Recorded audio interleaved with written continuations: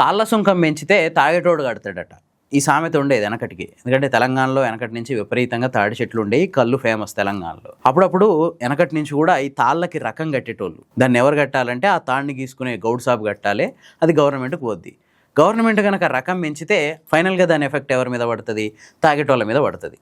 So దీనికోసం వచ్చిందే తాటి సుంకం పెంచితే తాగేటోళ్ళు కడతారు అనేది. సేమ్ ఇప్పుడు సినిమా ఇండస్ట్రీ పరిస్థితి కూడా అట్లా తయారైంది. ఎందుకంటే గవర్నమెంట్ రీసెంట్గా ఒక జీవో రిలీజ్ చేసేసి ఏకపక్షంగా సినిమా రేట్లు పెంచేసింది. ఎందుకంటే ఎగ్జిబిటర్లు అడుగుతున్నారు, నిర్మాతలు అడుగుతున్నారు, సో వాళ్ళ కోసం చేయాలి అని చెప్పి. ఇది ఎట్లా ఉందంటే ఆల్రెడీ ఇప్పటికే థియేటర్లకు జనాలు వెళ్ళట్లేదు. ఏ ఓటీటీల్లోనో దాంట్లోనో వచ్చినాక చూసుకోవచ్చులే అని చెప్పి వదిలేస్తున్నారు. థియేటర్ దాకా వ్యూవర్ని తీసుకెళ్లడం ఒక పెద్ద టాస్క్ కింద తయారైంది నిర్మాతల కోసం. ఎన్నడూ లేని విధంగా ప్రీ రిలీజ్ ఫంక్షన్లు, రకరకాల ఈవెంట్లు, విపరీతమైన ప్రమోషన్లు ఇన్ని చేసుకున్నా కూడా చాలా తక్కువ మందిని థియేటర్ దాకా తీసుకెళ్ళగలుగుతున్నాం.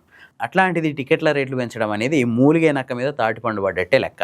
అయితే ఇక్కడ టికెట్ల రేట్లు పెంచుతూ గవర్నమెంట్ ఇంకా కొన్ని విచిత్రమైన వ్యాఖ్యలు చేసింది. పెద్ద సినిమా, చిన్న సినిమా, 100 కోట్ల పైన పెట్టిన వాళ్ళది పెద్ద సినిమా అంట, 100 కోట్ల కంటే తక్కువ ఖర్చు పెట్టిన వాళ్ళది చిన్న సినిమా అంట. అసలు సినిమాల్లో ఈ భేదం ఏంది? అసలు సినిమా తీసేది ఎందుకు? ఎంటర్టైన్మెంట్ కోసం, రెండోది ఏదైనా ఒక సందేశం కోసం, సమాజానికి పనికొచ్చేలా ఉండాలి. అంతే తప్ప డబ్బులు ఎక్కువ ఖర్చు పెడితే అది పెద్ద సినిమా, డబ్బులు తక్కువ ఖర్చు పెడితే అది చిన్న సినిమా అంట. ఇంతకు ముందుకు ఖచ్చితంగా ఒక హై బడ్జెట్ సినిమా రిలీజ్ అయితే దానికి గనక టికెట్ల రేట్లు పెంచుకోవడానికి, ఎక్స్ట్రా షోలు వేసుకోవడానికి ఖచ్చితంగా గవర్నమెంట్ దగ్గరికి వెళ్ళి పర్మిషన్లు తీసుకొని ముందు రోజు రాత్రి వరకు కూడా ఆ ఎక్స్ట్రా షోకి టికెట్ల రేట్ పెంచుకోవడానికి పర్మిషన్ వస్తుందా రాదా అని చెప్పి ఆలోచించేటోళ్ళు.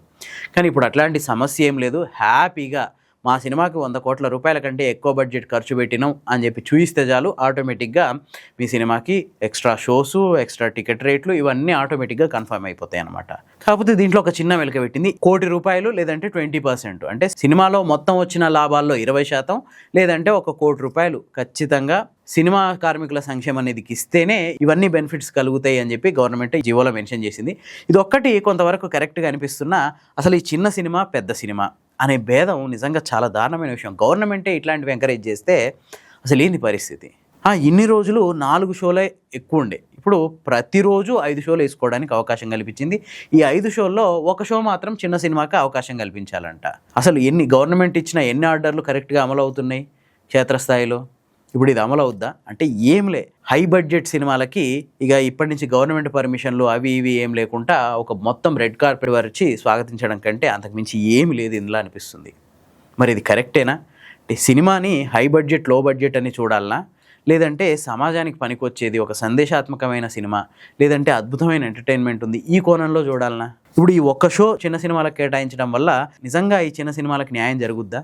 మీకేమనిపిస్తుంది? కామెంట్స్లో చెప్పండి.